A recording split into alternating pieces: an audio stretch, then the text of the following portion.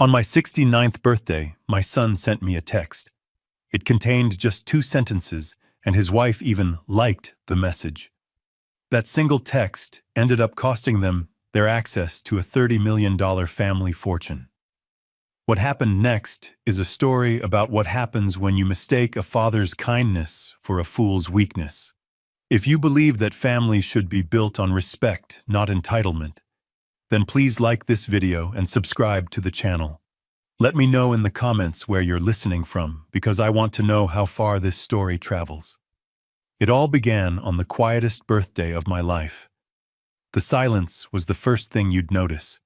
In a house like mine, a sprawling custom-built home in the green hills of Connecticut, silence is an achievement. It's a testament to thick walls, insulated windows, and a life carefully curated to keep the noise of the world at bay. But on this particular evening, the silence wasn't peaceful. It was heavy. It was the sound of absence. I sat in my leather armchair, the one my late wife Anna always said made me look too serious, and stared at the grandfather clock in the hall. Its steady rhythmic tick was the only thing marking the passage of time. 68 years had come and gone. Now the 69th was slipping away 1 second at a time, unnoticed by the 2 people who mattered most.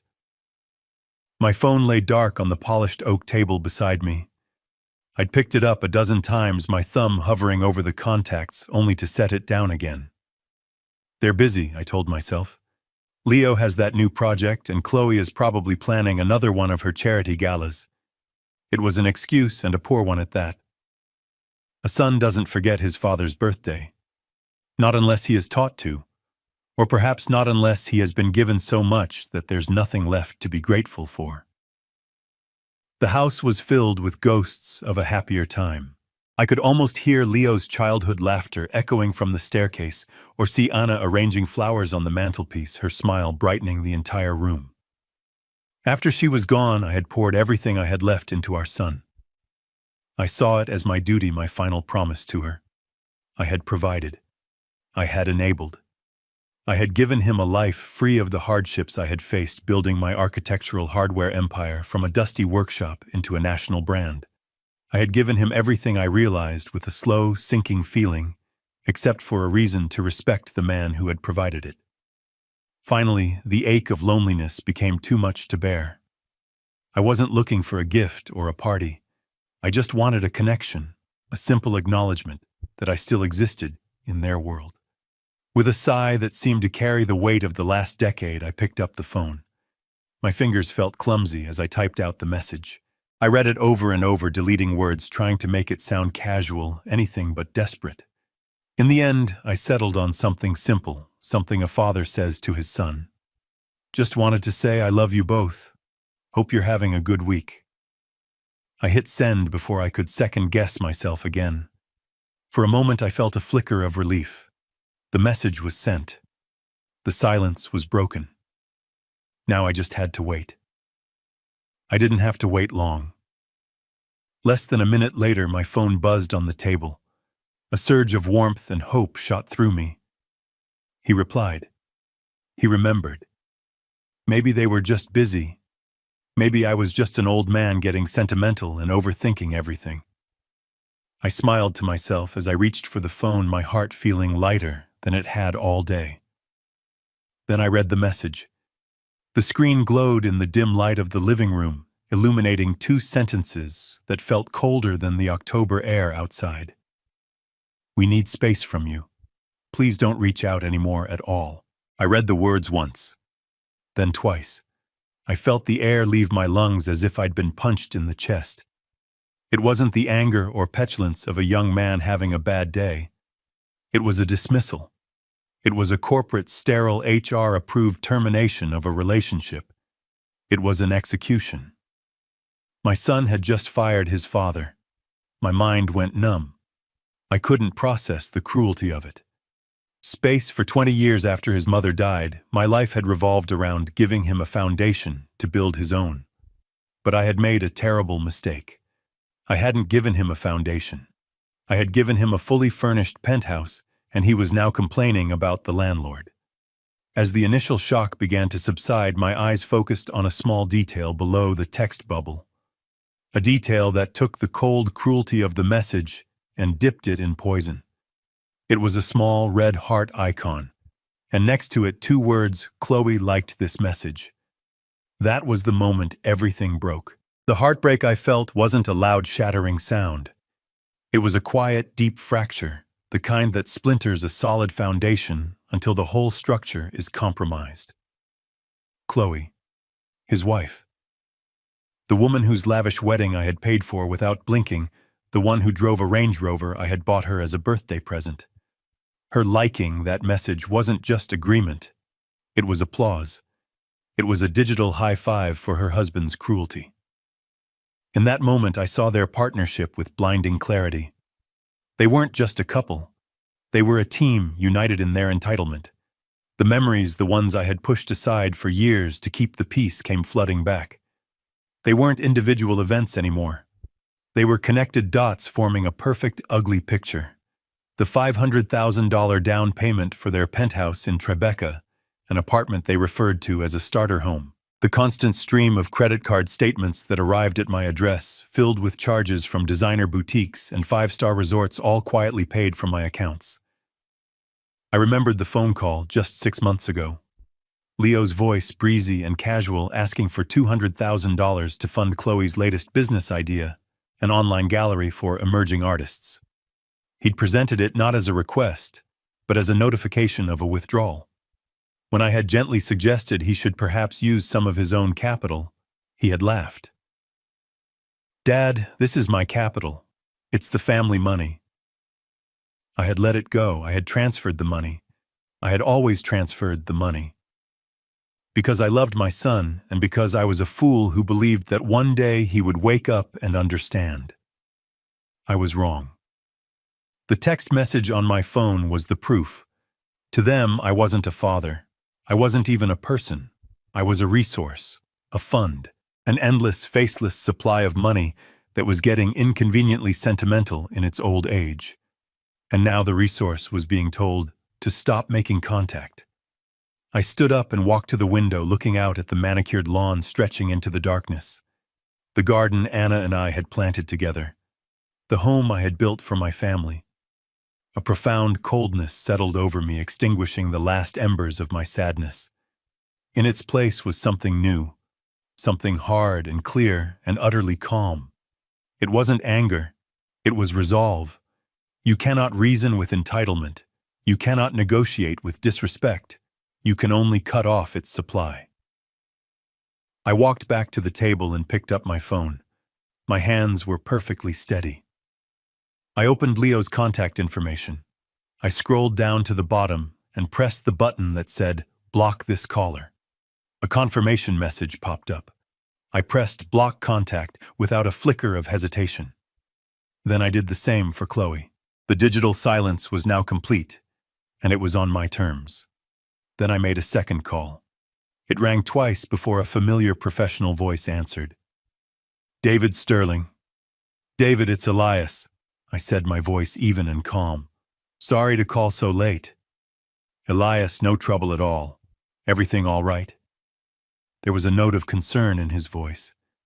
David had been my lawyer and my friend for 30 years. He had drafted my will, set up my company, and most importantly, he had set up the Thorne Family Revocable Trust. "Everything is perfectly clear," I replied. "We need to meet, first thing tomorrow morning. It's time to make some significant adjustments to the trust." The drive to David Sterling's office the next morning felt different. I wasn't driving through the familiar winding roads of my town. I was moving through a new landscape, one defined by the cold clarity of my decision. The autumn leaves, which yesterday might have seemed beautiful and melancholic, now looked like dead things waiting to be swept away. There was no sadness left in me. There was only a quiet, resolute purpose. Sterling and Associates occupied the top floor of a glass tower in Stamford that overlooked the Long Island Sound. It was a world of quiet power, smelling of expensive leather and old paper, a place where fortunes were protected and dynasties were managed through carefully worded documents. David was standing by his panoramic window when his assistant showed me in. He was a man tailored as sharply as his legal arguments, his silver hair perfectly in place, his suit a testament to understated wealth. He turned and his eyes, which could dissect a contract with surgical precision, met mine. There was no pity in his gaze, only a deep knowing understanding. He gestured to one of the leather chairs opposite his vast mahogany desk. "Elias," he said, his voice calm. "Coffee." I shook my head and sat down. "Thank you, David. I just need to get this done." He nodded slowly, taking his seat. He folded his hands on the pristine desk, a single thick file placed squarely in the center between us. He didn't ask what was wrong. He didn't offer condolences. He simply waited. He was a good friend and an even better lawyer. He knew this wasn't a social call. I explained the events of the previous night, not with the trembling voice of a heartbroken father, but with the detached precision of a client reporting a breach of contract. I told him about my 69th birthday, the silence, the simple text I sent, and the two-sentence reply I received. I even told him about Chloe's digital seal of approval, the small heart that had felt like a stiletto blade. When I finished, the silence in the office returned, but this time it felt different. It was an assessing silence, a weighing of facts. David leaned back in his chair, his expression unchanged. "I've been waiting for this call for 5 years, Elias," he said, his voice even. "Ever since Leo's 30th birthday party. The one you hosted at the yacht club. Do you remember what he said during his toast? He thanked you for providing the seed capital for his life, as if he were a startup and you were just an early-stage investor. I knew then that he didn't see you as a father anymore. He saw you as a bank. And Chloe, she's not just a beneficiary of that bank, she's the chief financial officer." Hearing my own unspoken fears articulated so clearly by a rational man like David was a profound relief. It was a validation. It wasn't me being a bitter old man. This was a reality that had been visible to others for a long, long time. I had just been the last one to accept it. David slid the thick file across the desk. The gold lettering on the cover was stark, "The Thorne Family Revocable Trust. Everything of significance is in here." He began, his tone shifting from that of a friend to that of legal counsel. "The deed to their penthouse is held by the trust. The lease agreements for their vehicles are in the trust's name. Their credit lines are guaranteed by the trust's assets. And of course, the $30,000 monthly allowance is a direct disbursement from the trust." He paused, letting the weight of his words sink in. "You see, Elias, when we set this up after Anna passed, we did it to protect your assets and to make things simple for Leo when you were gone. It's a revocable trust. Think of it as a steel safe. You, as the grantor, filled the safe with your assets. You, as the sole trustee, hold the only key. You can open it whenever you want, take things out, put new things in, or change the instructions about who gets the contents. Right now, the instructions name Leo and Chloe as the primary beneficiaries. But the power, the key, it has never left your hand. You have absolute unilateral control to change any and all provisions of this trust at any time for any reason." I looked at the document, at my own name printed on the cover.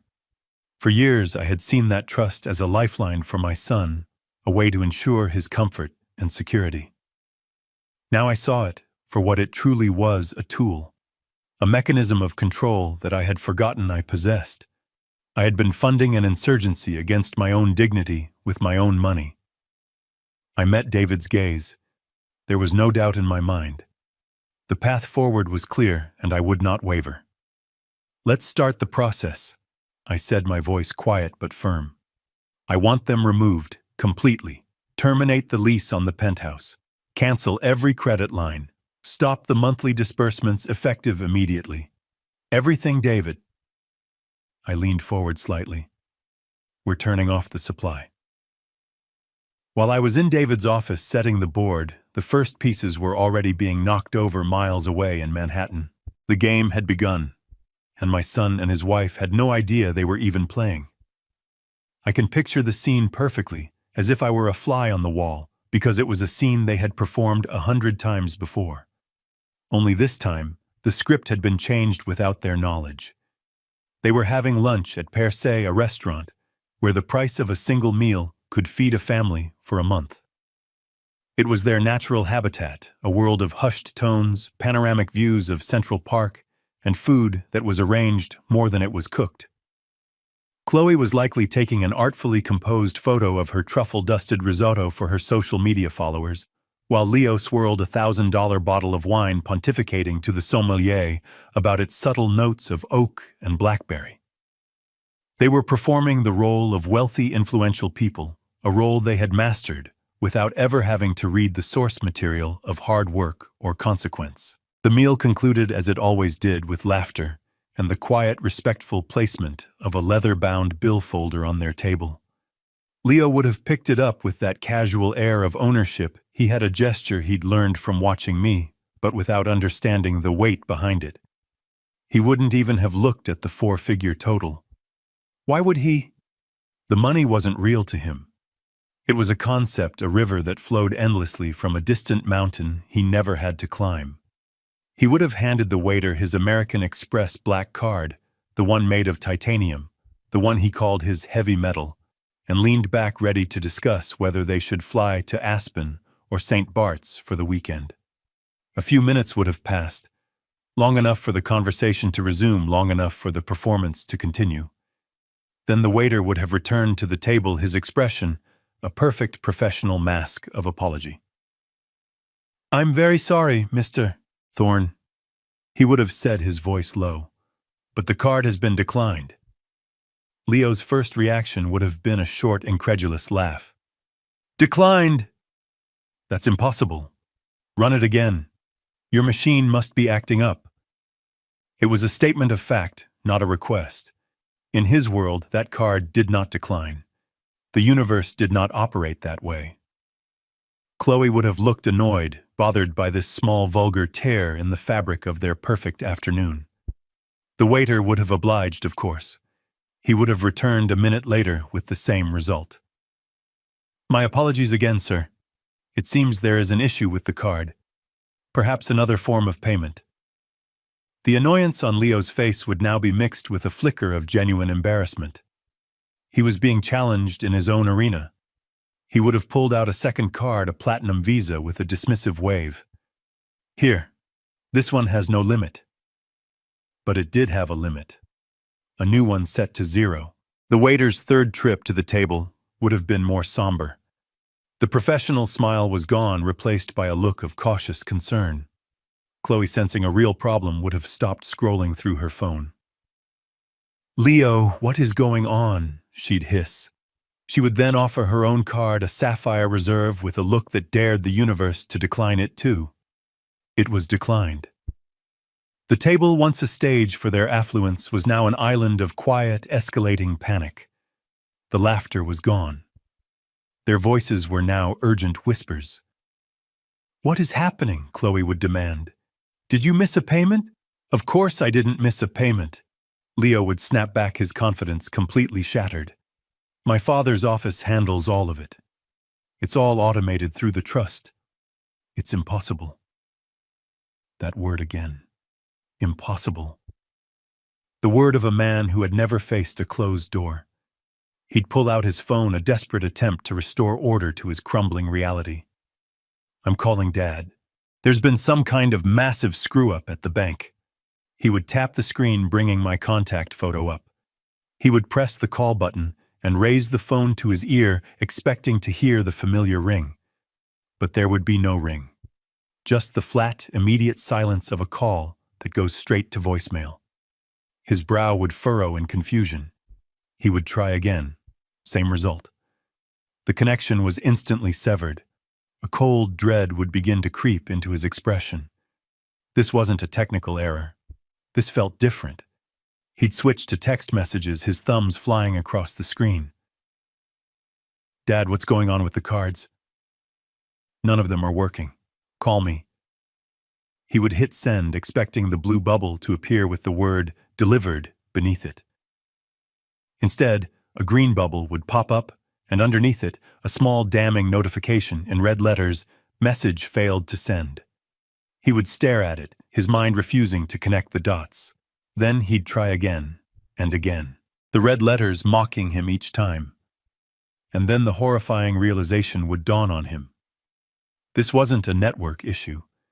This wasn't a banking error. This was a wall. A deliberate, impenetrable wall. He had been blocked. "He blocked me," he would whisper, his voice hollow with disbelief. "My own father blocked my number." Chloe's face would have turned pale beneath her expensive makeup. The problem was no longer about paying for lunch. It was existential. Why would he do that? "What did you do?" she would ask, her voice sharp with accusation. "I didn't do anything." He'd insist, his mind racing, trying to find a reason, an explanation for why the world had suddenly turned upside down. We told him we needed some space." The absurdity of the situation would have hit them then. Stranded in one of the most expensive restaurants in New York, unable to pay. "How are we going to pay for this?" Chloe would whisper frantically, looking around to see if anyone was watching their little drama unfold. "The mortgage payment is due on the 1st, Leo, and the lease on my Range Rover. What are we going to do?" A desperate hope would flicker in Leo's eyes. "The allowance," he'd say. "The 30,000. It was due yesterday. It has to be in the checking account. It's automatic." "Then check it," Chloe would command. "Check it now." With trembling hands, Leo would have opened his banking app, his face illuminated by the pale blue light of the screen. He would stare at the balance, his expression slowly turning from panic to utter despair. He'd look up at his wife, his face ashen. "It's not there," he'd say, the words barely audible. "The transfer never came." In the days that followed my meeting with David, my silence became my primary weapon. It was not a passive absence of sound. It was an active, strategic presence. While my son and his wife were screaming into a void, my life became more peaceful than it had been in years. I tended to my garden. I spent afternoons in my woodshop, the scent of fresh-cut cedar filling the air. I read the books I'd been meaning to get to for years. I did not check my phone obsessively. I did not wait for an apology. I had made my move on the chessboard, and now I simply let the consequences ripple outwards, knowing they would find their targets with perfect accuracy. The first ripple hit their home life. I could picture Chloe dressed in her $200 yoga pants, waiting for the weekly cleaning service to arrive. She would have grown impatient, tapping her foot on the polished hardwood floors she had never once cleaned herself. Eventually, a text would have arrived from the agency, a message of polite corporate finality. "Dear Ms. Thorne, we are writing to inform you that your service agreement has been suspended due to non-payment." The dust bunnies would begin their slow, quiet conquest of the penthouse. The next ripple would have found Leo. He would have arrived at his exclusive gym, a place where trainers cost more per hour than most people make in a day. He'd be ready for his session only to have his key fob denied at the entrance. The receptionist, with a practiced sympathetic wince, would have informed him that his membership had been frozen. For a man like Leo, whose identity was built on a foundation of effortless access, a closed door is not just an inconvenience, it's an insult to his very being.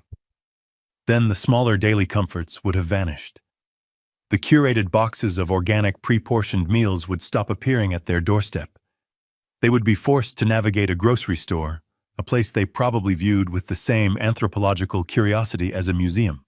The automatic payments for their wine club subscription, their streaming services, their dog walker, one by one, the invisible pillars holding up their effortless life began to crumble.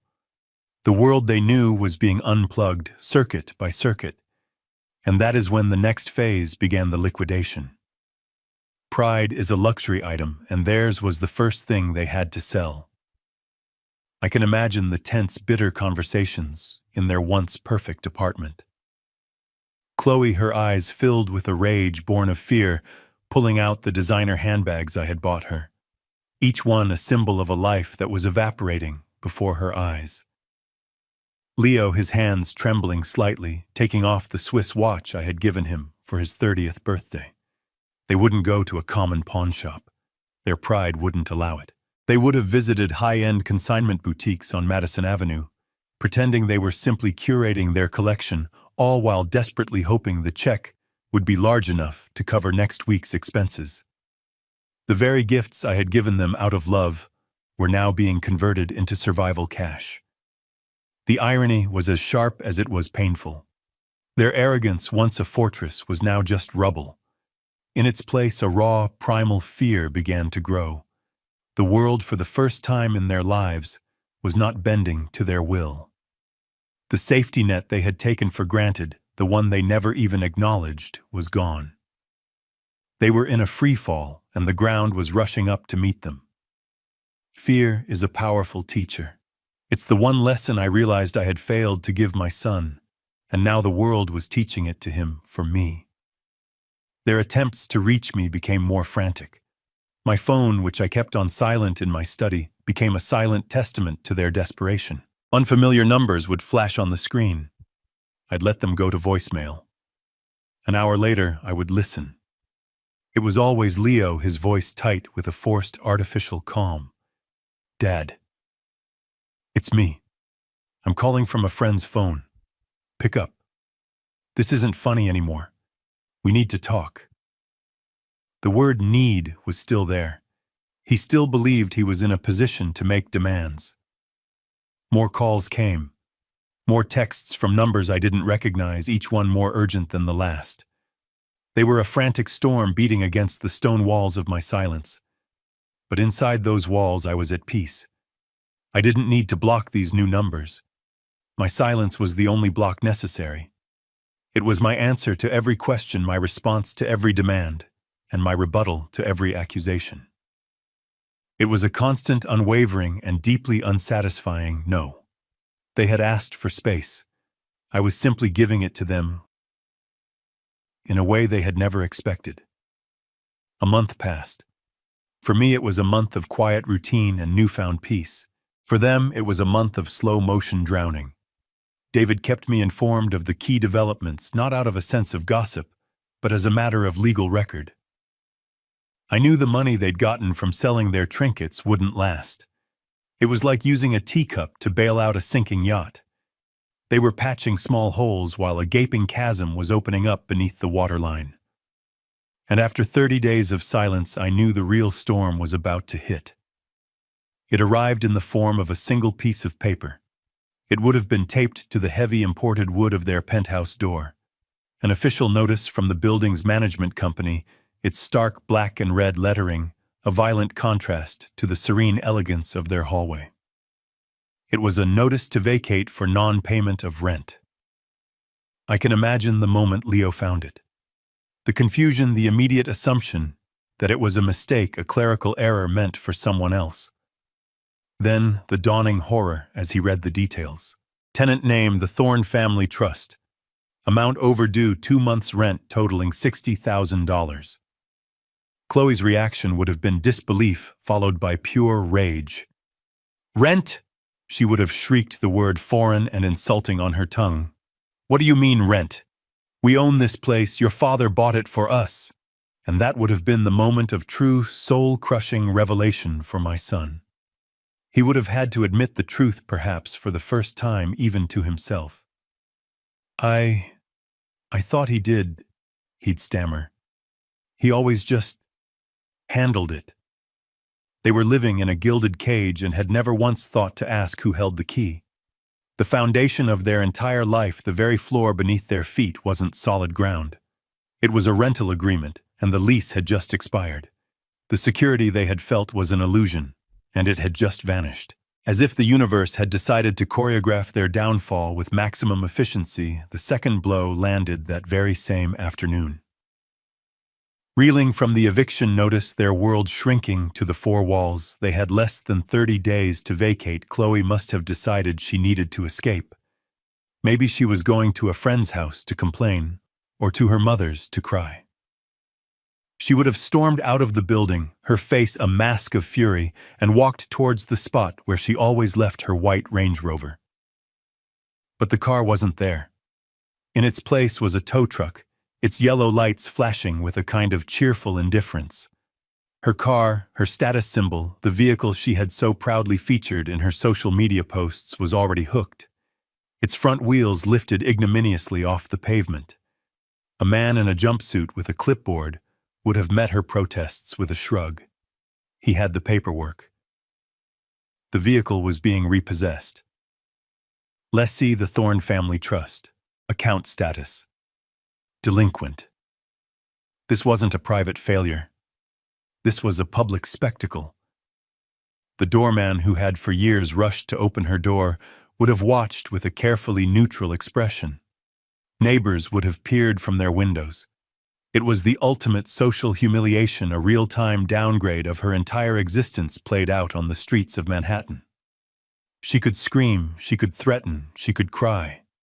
It wouldn't matter. The man with the clipboard held all the power. The truck would have groaned, pulled away from the curb, and taken the last vestige of her curated life with it. That was the breaking point. The 1-2 punch of losing their home and their transportation in the span of a few hours shattered whatever composure they had left. Panic in the face of a declined credit card is one thing. The terror of impending homelessness is another entirely.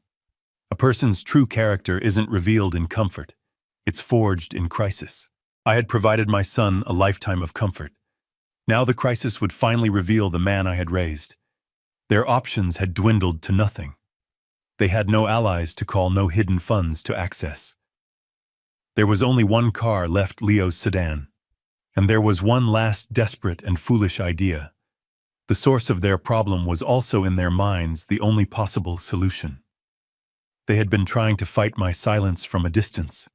Now they would bring the war to my doorstep. I imagine the final conversation in that empty, echoing apartment was short and grim. All the blame and accusations had likely been exhausted, leaving only the raw, metallic taste of desperation.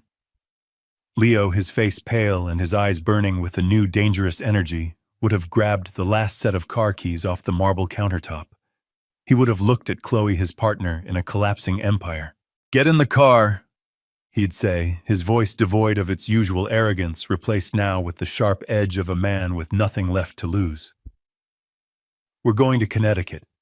He can't ignore us if we're standing on his front lawn. He has to face us." The drive from Manhattan to my home in Connecticut takes about an hour without traffic. For them, I imagine it was an hour filled with a volatile mix of rage, fear, and a desperate flickering hope that a face-to-face confrontation could change things. They still operated under the delusion that their presence, their emotions, held some power over me. They were coming to my home to make a scene, believing that shame or guilt would be the key to opening the vault. They failed to understand that the man they were coming to see no longer lived there. I was in the rose garden when they arrived. My security system had given me a quiet, discreet notification on my watch a few minutes earlier: vehicle approaching. I didn't need to check the cameras. I knew who it was. The garden was my sanctuary, the place Anna and I had designed together decades ago. Each rose bush had a name, a history. Tending to them was a form of meditation, a slow, deliberate act of creation and maintenance. That day I had put on my noise-canceling headphones, selecting a playlist of Bach's cello suites. The rich, orderly music filled my head, a perfect soundtrack for the task at hand. The world outside that music, outside the 10-foot stone wall that surrounded my property, simply ceased to exist. I knew they were at the front gate. I could imagine the scene without seeing it. Leo's hand jabbing at the intercom button with increasing force. Chloe pacing on the gravel driveway, her expensive shoes ill-suited for a battle she was about to lose. They would have been met with the same thing that had tormented them for the past month: absolute, impenetrable silence. The intercom would not buzz. The gates would not open. From the edge of the garden, through a carefully trimmed hedge, I had a clear view of the road leading to the house. I watched as they abandoned the gate and began to walk the perimeter of the wall, looking for a weakness, a way in. They looked like castaways searching for a breach in the cliffs of an unbreachable island. Eventually, they reached a section where the ornamental iron fence gave them a view of the backyard. And that's when they saw me. I could feel their eyes on me. It was a tangible thing, a prickling on the back of my neck. I knew they were there, standing just 100 feet away, their faces likely pressed against the cold iron bars. I did not turn. I did not acknowledge them. I focused on the task at hand. I selected a hybrid tea rose, a deep crimson one named Mr. Lincoln. I inspected its leaves for any sign of black spot, my movements slow and methodical. I chose my pruning shears, the steel glinting in the afternoon sun, and made a clean, precise cut just above a 5-leaflet stem. This was the true confrontation. Not a shouting match, but a demonstration. My peace against their chaos. My silence against their noise. My closed garden against their collapsing world. They began to shout. I couldn't hear the words, of course. Through the masterful layers of Bach, their frantic cries were reduced to a faint, irrelevant buzzing, like distant insects. But I could see them. I could see Leo's face, red and contorted with rage. I could see Chloe's frantic gestures, her hands pleading one moment and balled into fists the next. They were putting on a grand performance of desperation, but the audience couldn't hear them. They were screaming into a soundproof room. Their power, the emotional leverage they had always held over me, was gone. Their words, which had once been able to cut me to the core, could no longer even reach my ears. They must have gone on like that for 10 minutes, their energy eventually giving way to a ragged, hopeless exhaustion. And that's when the security car arrived. My system is programmed to automatically alert the local patrol if the gate intercom is pressed more than 5 times in a minute, or if a vehicle lingers for more than 10. A sleek black sedan with the logo of the security firm on its side pulled up quietly behind their car. A uniformed officer, a man named Marcus, who had patrolled this neighborhood for years, got out. He was the embodiment of professional calm. He didn't rush or escalate the situation. He simply walked over to them, a polite but immovable presence. I couldn't hear the exchange, but I could read the body language. Leo's initial aggressive posture, Chloe's tearful, dramatic appeal, and Marcus's patient, unshakable stance. He would have listened, nodded, and then quietly informed them that they were on private property and had been asked to leave. They were no longer the son and daughter-in-law of the owner. They were trespassers. The defeat was absolute. There were no more cards to play. They slumped back to their one remaining car, all the fight gone out of them, and drove away. Marcus's car waited until they were out of sight before pulling away itself. The silence returned, this time deeper and more complete. Only then did I turn. I took off my headphones, and the sound of the real world rushed in the gentle breeze, the chirping of a finch in the oak tree. I walked over to the Mr. Lincoln rosebush. I snipped the perfect deep red bloom I had just pruned and held it, its fragrance rich and complex. I had weathered their final desperate assault without raising my voice, without taking a single step outside my garden. I had won not by fighting back, but by simply refusing to be part of their storm. The drive back to the city must have been a long and silent one. Their final desperate gambit had failed in the most humiliating way possible. They had brought all their fury and desperation to my door and had been turned away not by an angry confrontation, but by a wall of serene indifference. They had been dismissed. Their power was gone, their resources were gone, and now their hope was gone. What followed was the inevitable final stage of their collapse, the complete unraveling. It began that evening. It was a storm of communication directed at a man who was sitting peacefully in his study reading a book on Roman history. The calls came from numbers I didn't recognize, one after the other, a frantic digital assault. I had set my phone to automatically silence and log any calls not from my contact list. I didn't have to lift a finger. The technology did the work, acting as a silent digital butler, turning away unwanted guests at the door. It wasn't until the next morning, as I drank my coffee and watched the sunrise paint the sky, that I decided to review the events of the night. Not out of concern, but out of a need for documentation. I opened my voicemail and I listened. The first message had come shortly after they would have gotten back to the city. Leo's voice was raw, ragged with fury. "You think this is a game? You think you can just hide behind your walls and your security guards? You can't do this to us. This is our life you're destroying. My wife is a wreck. We're losing everything. Do you even care after everything you were supposed to do for us?" The entitlement was still there, buried under the anger. The belief that I owed him this life of luxury. An hour later, another message from a different number. The tone had shifted. The anger was gone, replaced by a syrupy, cloying layer of fake concern. It was a performance, and a bad one at that. "Dad, it's me. Leo, we're worried about you. Seriously, not answering your phone, hiding away in your garden. It's not like you. We're worried about your health. Are you okay? Are you lonely? Please just let us know you're safe. That's all we want." I shook my head slowly at the transparent manipulation. They weren't worried about my health. They were worried about the health of their bank account. The messages continued throughout the night, a descending spiral into utter desperation.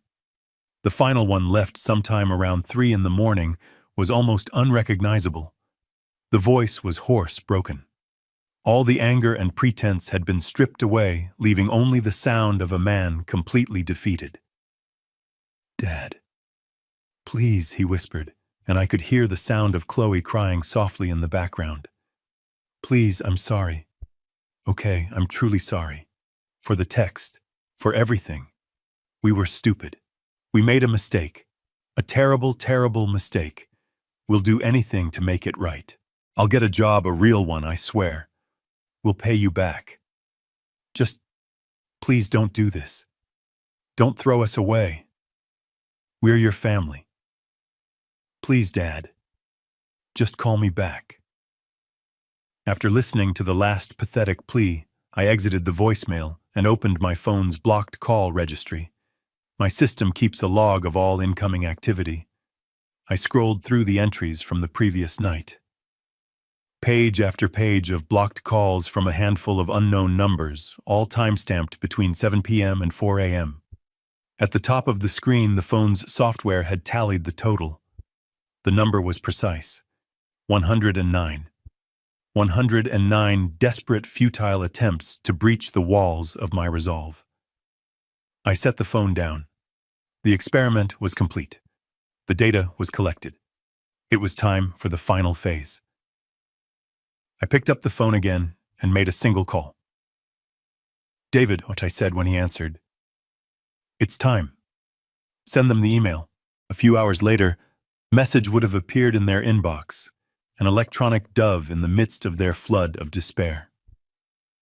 It would have come not from me, but from the formal, intimidating address of Sterling and Associates. The subject line would have been simple: "Meeting regarding the Thorne Family Trust." The message itself was brief, professional, and devoid of any emotion. "Dear Mr. Thorne and Ms. Thorne, on behalf of my client, Elias Thorne, I am writing to invite you to a meeting to discuss the future of the Thorne Family Trust. The meeting will be held at our offices this Friday at 10:00 a.m. sharp. Please confirm your attendance at your earliest convenience." I knew exactly how they would interpret that email. They would not see the cold legal formality. They would not recognize the language of a summons. They would see it as a white flag of surrender. They would believe that their campaign of desperation, their 109 calls, their pathetic apologies, had finally worked. They would think they had broken me. They would believe they were coming to my lawyer's office to negotiate the terms of their reinstatement. They had no idea they were simply coming to sign their own death warrant. The morning of the meeting, I arrived at David's office an hour early. We sat in his private study, the final notarized documents resting between us on his desk. There was no last-minute hesitation, no flicker of doubt. The preceding month had only solidified my resolve. David reviewed the sequence of events one last time, not as a friend questioning my choice, but as a lawyer ensuring the execution would be flawless. "Are you ready, Elias?" he asked. I looked out the window at the city below, a sprawling ecosystem of cause and effect, of actions and consequences. "I've been ready for a long time," I said. "Let's go to the conference room." The room was designed to intimidate. It was a long, narrow space dominated by a single colossal slab of mahogany, polished to a mirror shine. One wall was entirely glass, offering a dizzying panoramic view of the city. It was a room that made you feel small, a place where multi-million-dollar deals and bitter corporate divorces were finalized with the stroke of a pen. It was the perfect venue for what was about to happen. I took my seat at the head of the table with David to my right. The heavy leather-bound document lay directly in front of me. We waited. They arrived precisely at 10 o'clock. Their punctuality was a sign of their desperation. They were led in by David's assistant, and for a moment I saw them not as my son and his wife, but as two strangers walking into a trap. They looked diminished. The weeks of stress had stripped away their glossy veneer. Leo's suit, though expensive, seemed to hang off his frame, and his eyes were shadowed with sleepless nights. Chloe's makeup couldn't quite hide the anxiety that tightened the corners of her mouth. They were trying to project an image of contrite, responsible adults, but they just looked like frightened children who had been called to the principal's office. They sat down opposite me, the vast expanse of polished wood between us, feeling like a chasm. The air was thick with unspoken words, heavy with the weight of expectation. David, ever the professional, broke the silence. "Thank you for coming," he said, his voice neutral. "We have provided water for you. Elias has asked for this meeting to discuss the future of the family trust." That was Leo's cue. He cleared his throat, sat up straighter, and began the performance he had clearly rehearsed. "Dad," he started, his voice straining for a tone of earnest sincerity. "First of all, Chloe and I just want to say how deeply sorry we are. The last month has been a nightmare. But it's given us a lot of time to think, and we realize things got out of hand. There was a complete misunderstanding, a breakdown in communication." He paused, looking for a reaction from me. I gave him none.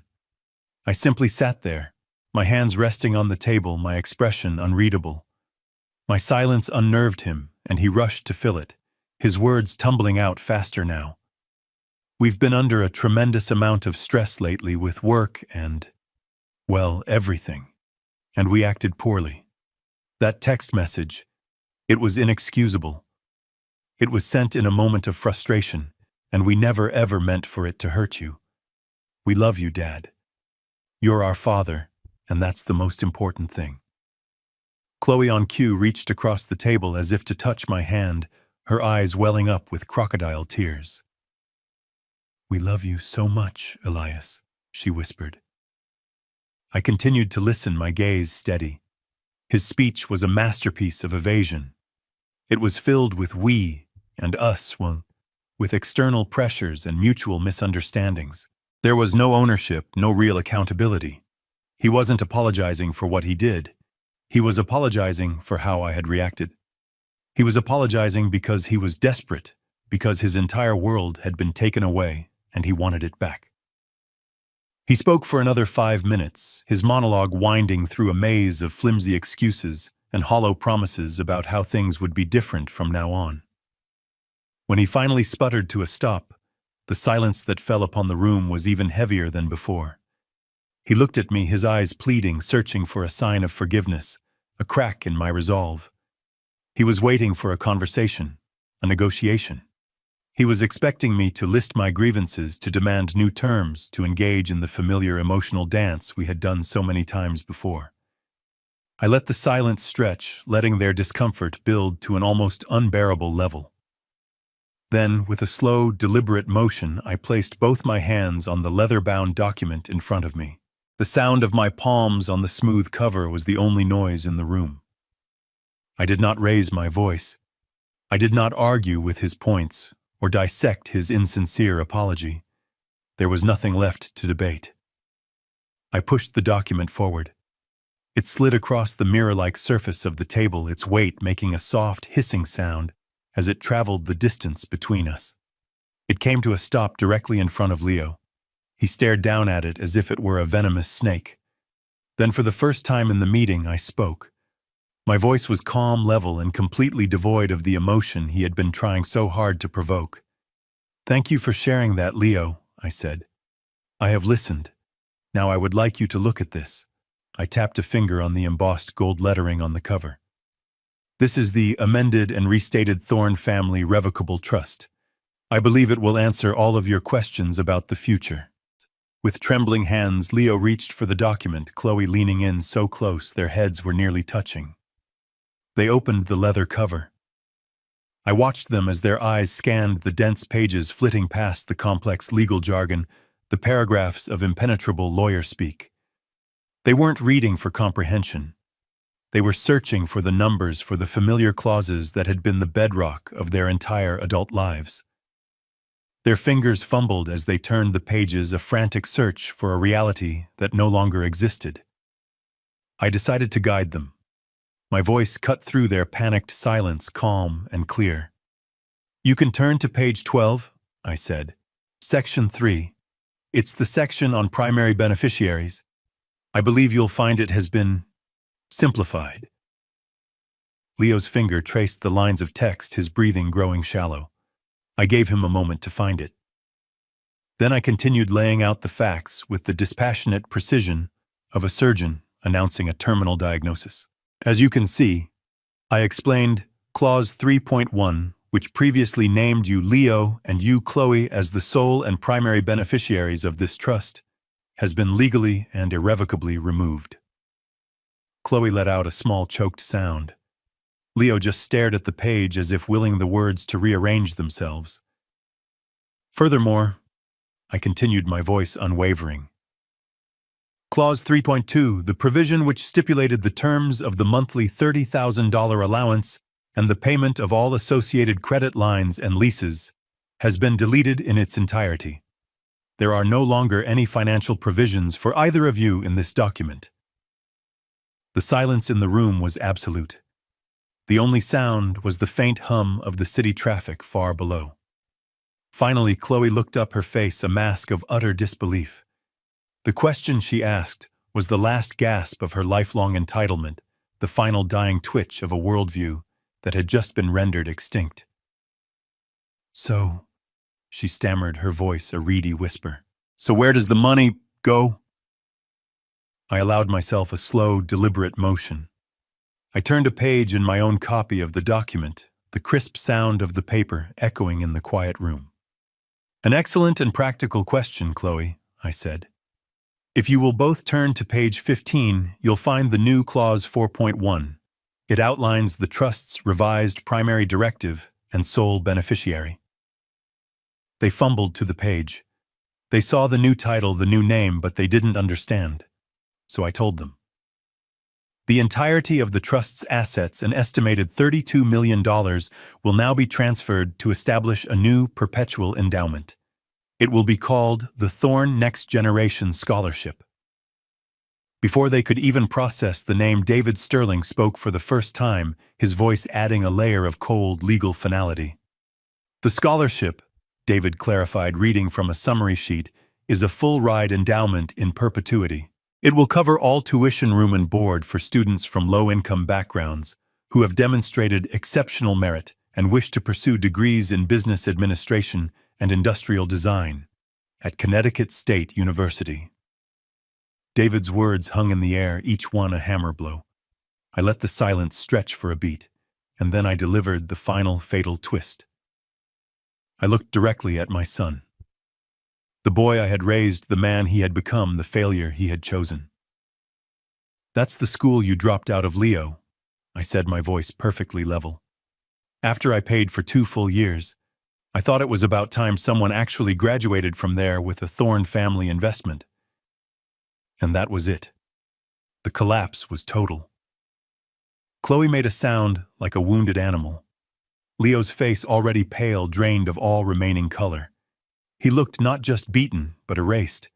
It wasn't just that the money was gone. It was that his greatest personal failure, the opportunity he had squandered out of laziness and arrogance, had been taken from him and immortalized as a monument to someone else's success. The foundation of his new life would be built upon the rubble of his old one. It was a perfect, inescapable, and legally binding form of poetic justice. They hadn't just lost their future. They had lost their past. 6 months later, I stood at a podium in a university auditorium. The air didn't smell of expensive perfume and catered food, but of old books and fresh paint and limitless potential. I wasn't surrounded by the wealthy and the powerful, but by students and their families, their faces bright with a pride that money could never buy. I looked happier, healthier, and more at peace than I had in 20 years. This was the inaugural awards ceremony for the Thorne Next Generation Scholarship, and I was giving the keynote address.